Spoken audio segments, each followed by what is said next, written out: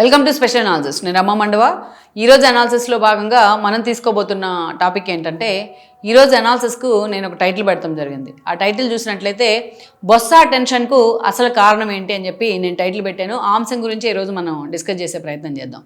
ఈరోజు బొత్స సత్యనారాయణ ఒక సుదీర్ఘ రాజకీయ చరిత్ర ఉంది ఆయనకు. ఆ రాజకీయ చరిత్ర గురించి ఎన్నోసార్లు మనం చెప్పుకున్నాం. అలాంటి బొత్స సత్యనారాయణ ఈరోజు వైఎస్ఆర్సీపీ నుంచి ఆ పార్టీ తరపున పెద్దల సభలో ప్రతిపక్ష నేతగా ఉన్నారు. అంటే క్యాడర్ పరంగా చూసినా జగన్మోహన్ రెడ్డి కంటే ఎక్కువ రేంజ్లో ఉన్నారు ఆయన. ఎందుకంటే పెద్దల సభలో రిప్రజెంట్ చేసే వాళ్ళకే ప్రోటోకాల్ ఎక్కువ ఉంటుంది, ప్రోటోకాల్ పరంగా చూస్తే.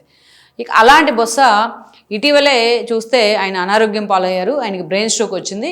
ఆయన్ని హైదరాబాద్లో సిటీ న్యూరో హాస్పిటల్లో జాయిన్ చేయడం జరిగింది. అది వైసీపీ వాళ్ళ హాస్పిటలే. గతంలో జగన్మోహన్ రెడ్డి కోడికత్తి సమయంలో కూడా అదే హాస్పిటల్ అడ్మిట్ అయ్యారు. ఏపీలో నాకు నమ్మకం లేదు డాక్టర్ల మీద పోలీసుల మీద అని చెప్పి ఆయన ఆ హాస్పిటల్ని అడ్మిట్ అయ్యారు. అదే హాస్పిటల్లో బొత్స కూడా అడ్మిట్ అయ్యారు. ఆయన ఫ్యాన్స్ కానీ చాలామంది పొలిటీషియన్స్ ఆయనకు సంఘీభావం తెలిపిన తర్వాత ఆయన ఫ్యామిలీతో సహా బొత్స కూడా స్పందించారు. మీరెవరు ఆందోళన పడకండి, నా ఆరోగ్యం బాగానే ఉంది అని చెప్పేసి. అయితే దీన్ని వైసీపీ ఎలా ప్రచారం చేసిందంటే, ఈయన మీద కేసు ఫైల్ చేశారు, హెరిటేజ్ నుంచి లీగల్ నోటీస్ ఇచ్చారు. అటు కౌన్సిల్లో కూడా బొత్సాన్ని పద్దాక లోకేష్ టెన్షన్ పెడతా ఉన్నారు. అదేమంటే ఛాలెంజ్లు చేస్తూ ఉన్నారు తొడగొడుతూ.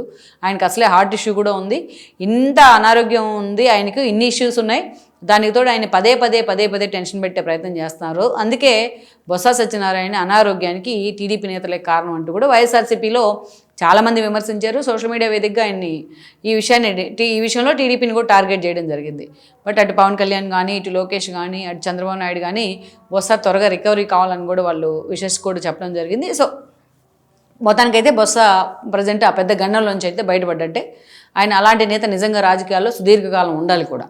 సో అలా అసలు బొత్స సత్యనారాయణ టెన్షన్కి కారణం ఏంటనేది మనం ఇక్కడ క్రాస్ చెక్ చేసే ప్రయత్నం చేద్దాం ఒకసారి. బొత్స సత్యనారాయణ నిజంగా నేను ఎన్నోసార్లు చెప్తా ఉంటా, జగన్మోహన్ రెడ్డిని బొత్స సత్యనారాయణ తీసుకెళ్లి విజయనగరంలో మనం నుంచోబెడితే ఒకే వేదిక మీద బొత్స సత్యనారాయణకు ఉన్నంత ఫాలోయింగ్ అక్కడ జగన్మోహన్ రెడ్డికి కూడా ఉండదు. అంత రెప్యుటేషన్ ఉన్న నేత. వోక్స్వ్యాగన్ లాంటి అంశాలు 1-2 అంశాల్లో ఆయన మీద విమర్శలు వచ్చి ఉండొచ్చు, కానీ బట్ వ్యక్తిగతంగా ఎప్పుడు క్యాడర్లో ఉండే ప్రయత్నం చేయడం, ఎప్పుడు జనంలో తన పేరు ఆ స్థాయిలో చిరస్థాయిగా ఉండిపోయింది అక్కడ. ఎందుకంటే తను ఏ పార్టీలో ఉన్నా తన ఫ్యామిలీ మొత్తానికి ఎక్కడ కావాలనుకుంటే అక్కడ టికెట్లు ఇప్పించుకోగలిగిన వ్యక్తి, పార్టీనే శాసించగలిగే వ్యక్తి. కిరణ్ కుమార్ రెడ్డి రిజైన్ చేసిన సమయంలో ఈయన పీసీసీ చీఫ్గా ఉన్నారు కాంగ్రెస్ నుంచి. అప్పుడే ఆయనకు ఆ పదవి దక్కుతుంది, ముఖ్యమంత్రి పదవి అనే ప్రచారం కూడా జరిగింది అప్పట్లోనే. సో మొత్తానికి తర్వాత జగన్ దగ్గరికి వచ్చారు, కొంత తన స్థాయి తగ్గించుకొని వస్తున్నానని చెప్పి కూడా సంచలనం రేపారు. 19లో ఎమ్మెల్యే అయ్యారు చిపురుపల్లి నుంచి, దెన్ మంత్రిగా కూడా పనిచేశారు 5 ఏళ్ల పాటు. దానికంటే ముందు ఇంకొక విషయం చెప్పాలి ఏంటంటే, ఇక్కడ బొత్స నిజంగానే జగన్మోహన్ రెడ్డి టెన్షన్ గురి చేస్తాడు వచ్చాడు. టీడీపీ కాదు ఆయన టెన్షన్ గురి చేసింది. బొత్స సత్యనారాయణ పార్టీలో ఉండి పార్టీ తరపున ఆ పార్టీ కోసం మంచి వాయిస్గా ఉన్న సమయంలో తనకి ఎలక్షన్ ముందు హెల్త్ ఇష్యూ అయ్యి ఆయన అనారోగ్యం పాలయ్యారు. సో ఆ ఎన్నికల్లో నేను పోటీ చేయలేను, నా కొడుకు సందీప్కి టికెట్ ఇవ్వండి అని ఆయన అడగడం జరిగింది.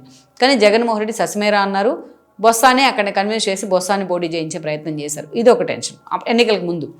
అదేవిధంగా తన మేనల్లుడు మధ్య శ్రీనివాసం చేయబట్టుకొని రాజకీయాలను నడిపించింది బొత్స సత్యనారాయణ. అలాంటి మధ్య శ్రీనివాసం బొత్సకు తెలియకుండా వీళ్లే ప్యాంపర్ చేసి ఒక దశలో బొత్స సత్యనారాయణని ఆయన క్రాస్ చేసేలాగా చేశారు. ఆయనకి వ్యతిరేకంగా మాట్లాడి వ్యతిరేకంగా పావులు గదిపేలాగా చేశారు. అసలు మధ్య శ్రీనివాసరావు బొత్సకి వ్యతిరేకంగానే ఆయన పెంచి పోషించే ప్రయత్నం జరిగింది పార్టీ అధిష్టానం వైపు నుంచి. ఇది ఒకటి ఆయన డైజెస్ట్ చేసుకోలేకపోయినారు. అదేవిధంగా చూస్తే ఆ ఎన్నికల్లో తనకు అసలు ఎలాంటి సంబంధం లేని వైజాగ్లో తన భార్యకి ఎంపీ టికెట్ ఇచ్చాడు లాస్ట్ మీట్లో జగన్మోహన్ రెడ్డి. వద్దని మొత్తుకున్నారు బొత్స సత్యనారాయణ. అసలు వైజాగ్ ఉత్తరాంధ్రలో ఆయనకున్న ఇమేజ్ వైజాగ్లో ఉపయోగపడుతుందని లాస్ట్ మీట్లో అనౌన్స్ చేశారు. అదేదో 2-3 ఏళ్ళు ముందు కూడా కాదు. ఎంవివి తూర్పుకి వెళ్తే ఆమెను తీసుకొచ్చి ఝాన్సీని తీసుకొచ్చి అక్కడే అనౌన్స్ చేశారు. ఆయన తన సీటు చీపురుపల్లని చూసుకోవాలా, లేకపోతే వైజాగ్లో తన భార్య తరపున ప్రచారం అని చూసుకోవాలా? సో ఇవన్నీ కూడా డిఫెన్స్లో పడిన పరిస్థితి అయితే ఉంది. కళా వెంకటరావు చేతిలో ఆయన ఓడిపోయారు, ఇటు భరత్ చేతిలో ఆవిడ కూడా ఓడిపోయింది. సో ఓడిపోయిన తర్వాత కొన్ని రోజులు పాపం ఆయన కామ్గా ఉన్నారు. తమను చేసిన తప్పులే తమ ఓటమి కారణమని ఓపెన్గా చాలా ధైర్యంగా స్టేట్మెంట్ ఇచ్చారు. అది కాకుండా తను విద్యాశాఖ మంత్రిగా ఉంటే లాస్ట్లో సజ్జల రామకృష్ణారెడ్డిపై ఆయన రివ్యూలు చేస్తుంటారు ఈయన బదులు. అటు ఉద్యోగుల సంఘాలతో మిగిలిన వాళ్ళతో అందరితో కూడా ఈయనే రివ్యూలు చేస్తూ ఉండేవాళ్ళు. ఇలా చాలా అంశాలు బొత్స సఫికేషన్కి కారణం. సో ఇక అటు చూస్తే జగన్మోహన్ రెడ్డి చిన్నోడు తనకన్నా, ప్రతి విషయంలో కూడా ఒక బాసిజం చూపిస్తూ ఉంటాను కూడా ఆయన తీసుకోలేకపోయారు. అయితే ఎన్నికలు అయిపోయిన తర్వాత ఆయన జనసేనలో చిరంజీవితో కానీ పవన్ కళ్యాణ్తో కానీ చాలా మంచి కాంటాక్ట్స్ ఉన్నాయి. ఎప్పటి నుంచో టీడీపీలో కూడా కాంటాక్ట్స్ ఉన్నాయి. అలాంటి బొత్స జనసేనలోకి వెళ్తున్నారు అనే ప్రచారం జరిగింది. అందుకే జగన్మోహన్ రెడ్డి ఆ పార్టీ ఖాతాలో వచ్చిన ఒకే ఒక్క ఎమ్మెల్సీని బొత్స సత్యనారాయణకి ఇవ్వడం జరిగింది. సో ఆ ఎమ్మెల్సీని ఇచ్చి లేదా అప్రెడ్ లాంటి వాళ్ళు అపోజిషన్ లీడర్గా ఉంటే అక్కడ అతను పక్కన పెట్టి బొత్సాకు పదవి ఇచ్చారు. అంటే ఎటు పోకుండా బొత్సాని కట్టడి చేశారు. అయితే ఇక్కడ ఒక విషయం ఏం జరుగుతా ఉంది అంటే బొత్స సత్యనారాయణ ఈరోజు కౌన్సిల్లో మాట్లాడుతున్నప్పుడు కేవలం పెద్దల సభలో వ్యక్తిగా కాదు, ఆ పార్టీకి పెద్ద దిక్కు అయ్యాడు. ఇక్కడ ఎలా అయ్యాడంటే అసెంబ్లీకి జగన్మోహన్ రెడ్డి వెళ్ళడు, జగన్మోహన్ రెడ్డి ఎమ్మెల్యేలు వెళ్ళనివ్వరు, అక్కడ ఎవరు మాట్లాడే అవకాశం కూడా లేదు, ఎవరు ఫోకస్ అవ్వట్లేదు. బట్ వేరే వెన్ కంపేర్డ్ విత్ కౌన్సిల్ అక్కడ మోషన్ రాజు కౌన్సిల్లో చైర్మన్ గా ఉన్నారు వైసీపీ నుంచే. సో ఇక బొత్సకి ఎక్కువ అవకాశం దొరుకుతా ఉంది. సో ప్రతి అంశం మీద బొత్స సత్యనారాయణకే వాయిస్ ఉంది, అక్కడ బొత్స మాట్లాడుతూ ఉన్నారు. అయితే ఈ క్రమంలో పార్టీ లైన్ భిన్నంగా వెళ్తున్న సందర్భాలు ఉంటాయి.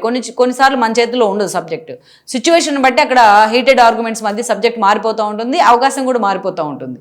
సో అన్నోసార్లు లోకేష్ తన తల్లిని తిట్టిన క్వశ్చన్ అడిగితే అవును మేము తప్పు చేసామని బొత్స సారీ చెప్పారు. నిజంగా ఎంత అద్భుతంగా ఆయన ఎంత పరిణతితో ఆ రోజు సారీ చెప్పారంటే అందరూ వెల్కమ్ చేశారు. కానీ ఇలాంటివి జగన్మోహన్ రెడ్డికి నచ్చవు. బొత్సకి మళ్ళీ క్లాసులు పడతా ఉంటాయి, ఇలా కాదు మీరు ఇలా చేయాల్సింది అని.